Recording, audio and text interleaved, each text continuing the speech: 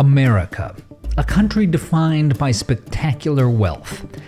But there's a dark underbelly to all that prosperity. An aristocratic 1% that's getting wealthier at everyone else's expense. Millions of Americans in grinding poverty they can never hope to escape. How did we get here? Was it greedy CEOs? Was it the failure of our anti-poverty programs? Actually, a big part of the problem, and this is kind of embarrassing to admit, is that we did some math wrong.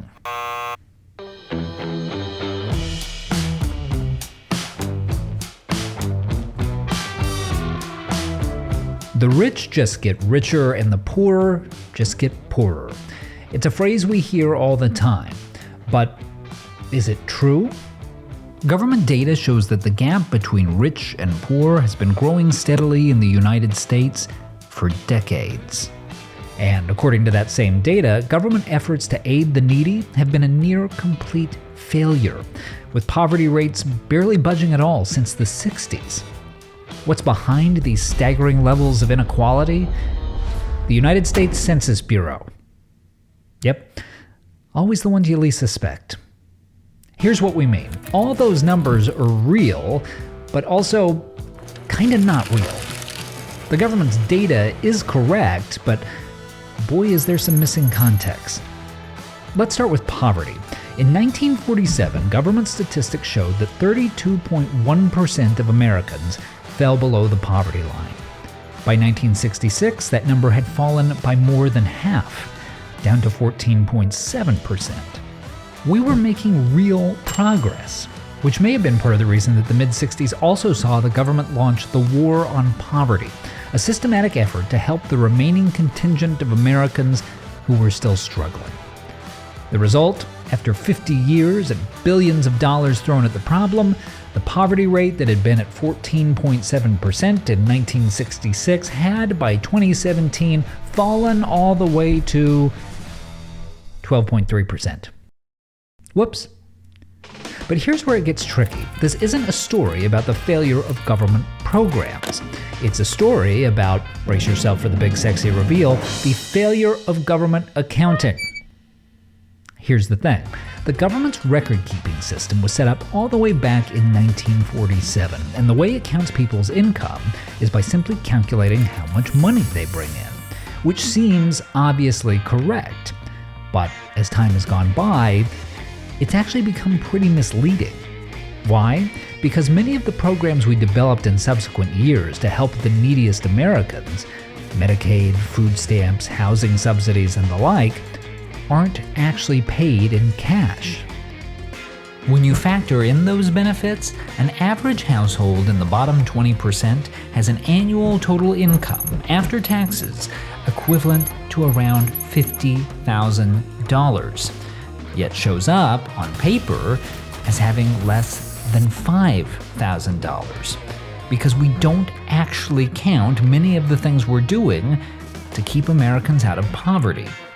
And when you do factor them in, our progress on poverty looks a lot more impressive. If we take another look at the year 2017, the proportion of Americans living in poverty drops from 12.3% to 2.5%. These official statistics, by the way, don't just mislead us about poverty. They also mislead us about wealth. A big part of our anxiety about the rich and the poor, after all, is about how big the gap between them is.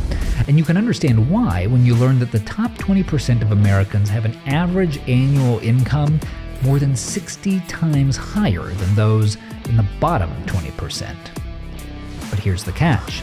Not only do the official statistics not count many of the programs we use to keep people out of poverty, they also don't count what any of us pay in taxes, which is kind of a big oversight, considering that's where over 1/3 of all the income in the country ends up. So, what happens when you make all the necessary adjustments? When you factor in both the assistance we give to the poorest Americans and the taxes we take from the richest ones? The gap shrinks from the top 20% having income 60 times higher than the bottom 20% to having income 4 times higher. So, the rich in America, not as rich as you'd think, And the poor in America? Not as poor as you'd think. Which, taken together, kind of screws up everybody's talking points. And here's one more area where the numbers are surprising. The idle rich, the people who've just inherited their wealth and about whom there's a national consensus that they all deserve swirlies. Those people do exist, but there's a lot fewer of them than is widely believed. 79% of the country's millionaires didn't inherit any money at all. And even the ones who did didn't get as much as you'd think. Only 3% of the country's millionaires actually got $1 million or more worth of inheritance. What's more, even the biggest fortunes don't tend to last that long. While there's a stereotype that rich kids can simply live off of inherited money forever, a study of the wealthiest families in America found that their fortunes tend to fall off by half within around 25 years of the second generation.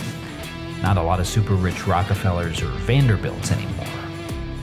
Although, to be fair, Anderson Cooper is a member of the Vanderbilt family, but let's be honest, those steely blue eyes earned every cent of that money. Bottom line, context matters. If we don't get all the details, we can be badly misled about how the world works. It's not the case that all our efforts to combat poverty failed. It's not the case that the wealthiest Americans are taking home 60 times more than the poorest ones. And it's not the case that Anderson Cooper is just some spoiled trust fund kid. After all, no actual super rich dude would have to do this for a living. Okay, Snoop, have you gotten high at a bar mitzvah? Oh my God.